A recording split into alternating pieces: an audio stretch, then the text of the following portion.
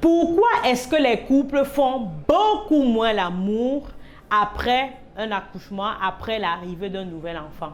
C'est une difficulté que je rencontre régulièrement en consultation. C'est principalement les hommes qui se plaignent de cette situation-là. Dans cette vidéo, je m'en vais donc t'expliquer, te donner les raisons pour lesquelles les couples font beaucoup moins l'amour après l'arrivée d'un nouvel enfant. C'est parti!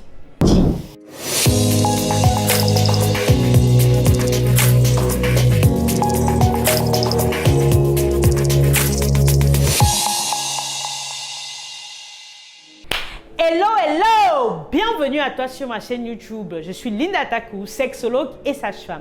Ici, on parle de sexualité, de naissance et de parentalité parce que je suis convaincue que ce sont des sujets très importants pour notre société qui sont malheureusement encore trop tabous et pour lesquels on a besoin de mettre des mots pour pouvoir soigner les nombreux mots qui entourent ces sujets. Donc, si cette aventure t'intéresse, je t'invite à faire tes premiers pas sur la chaîne. Va dans la barre de description. Clique sur la cloche de notification pour t'abonner à cette chaîne et pour être tenu informé de l'apparition de nos nombreuses vidéos hebdomadaires. Et bien sûr, télécharge gratuitement le petit e-book que j'ai écrit et que je t'offre en bienvenue qui s'intitule 5 clés pour entretenir le désir avec ardeur. C'est un petit e-book qui se lit rapidement et qui va te donner des outils simples pour toi aussi entretenir le désir dans ta relation. Comme je te disais en début de vidéo, beaucoup d'hommes se plaignent d'avoir moins de rapports sexuels ou bien de ne plus avoir de rapports sexuels avec leur femme avec l'arrivée d'un nouvel enfant. Qu'est-ce qui explique cela? Je vais donc te partager 4 facteurs principaux qui expliquent le fait que les couples ont beaucoup moins de rapports sexuels avec l'arrivée d'un nouvel enfant. Premièrement, il y a un facteur culturel. Oui, beaucoup d'hommes ou alors beaucoup de femmes pensent encore que le fait de faire l'amour avec un partenaire, elles peuvent rapidement tomber enceinte et si elles tombent enceintes trop tôt, ça va gâter le lait de l'enfant, comme on dit. Oui, dans certaines croyances, dans certaines cultures encore, on pense que quand une femme est enceinte et qu'elle allaite, ce n'est pas bon pour le bébé. Donc le lait qu'elle donne est devenu pourri, est devenu de mauvaise qualité et donc ça va infecter son bébé.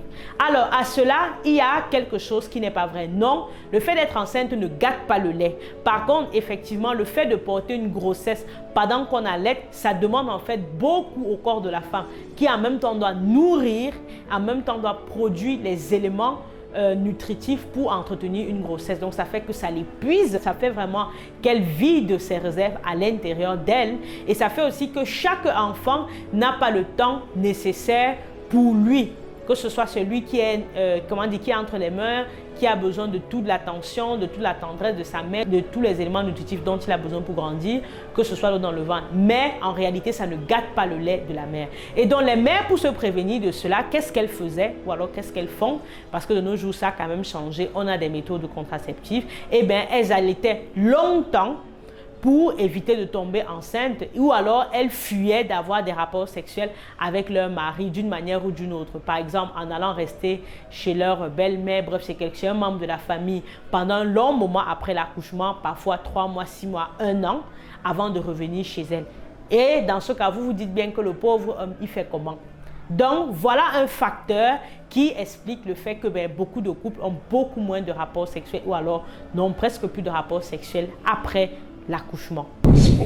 Un deuxième facteur qui explique le fait que beaucoup de couples n'ont plus ou peu de rapports sexuels après l'accouchement, c'est tout simplement le fait que la mère consacre énormément de temps à son enfant.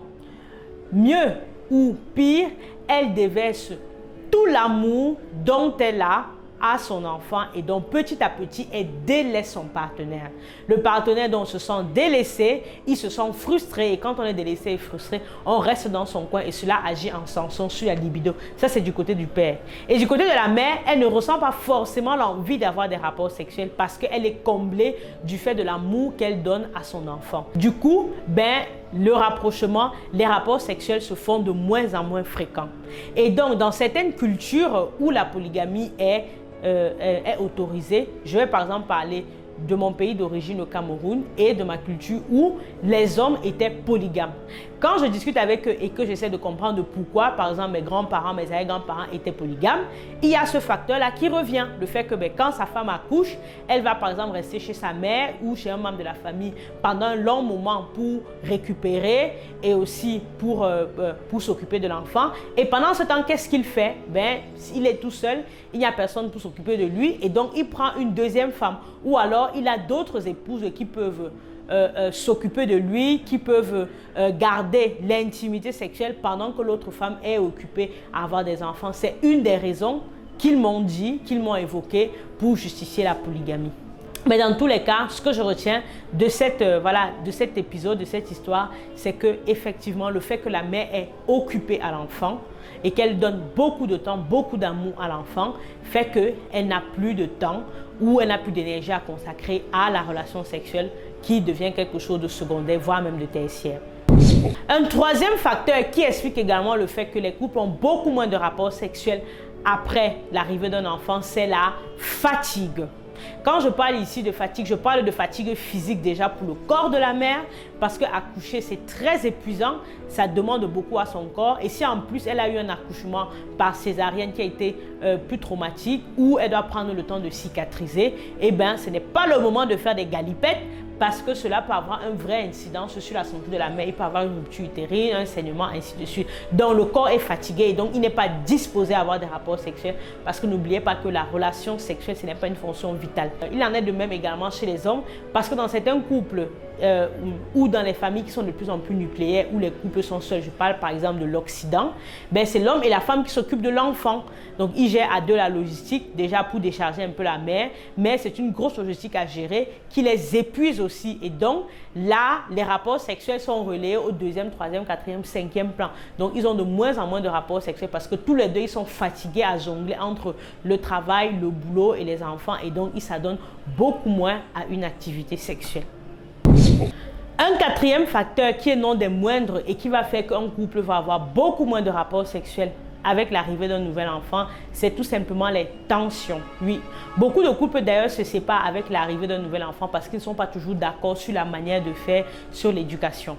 Entre la fatigue physique, entre la mère qui consacre beaucoup de temps à l'enfant, entre le père qui se sent délaissé, entre les charges de la famille qui sont plus importantes, entre les hormones et tout ce qui est à gérer, la tension peut facilement augmenter dans le couple où les incompréhensions peuvent facilement grandir si on ne prend pas le temps de les assainir à la base ou alors si on n'a pas mis en place un mécanisme pour pouvoir traverser cette situation-là. Et donc, s'il y a plus de tension, s'il y a plus d'incompréhension, ça veut dire qu'il va y avoir plus de frustration et plus de distance entre les personnes du couple et donc beaucoup moins de rapports sexuels. Et ça peut arriver aussi après l'arrivée d'un nouvel enfant. Donc, messieurs, mesdames, prenez le temps d'entretenir la qualité de la relation. Un cinquième facteur également qui est non des moindres et qui vont faire que les couples ont beaucoup moins de rapports sexuels avec l'arrivée d'un nouvel enfant, c'est tout simplement le fait que pendant déjà la grossesse, ils n'ont pas eu ou ils ont eu très peu de rapports sexuels, quelle que soit la raison.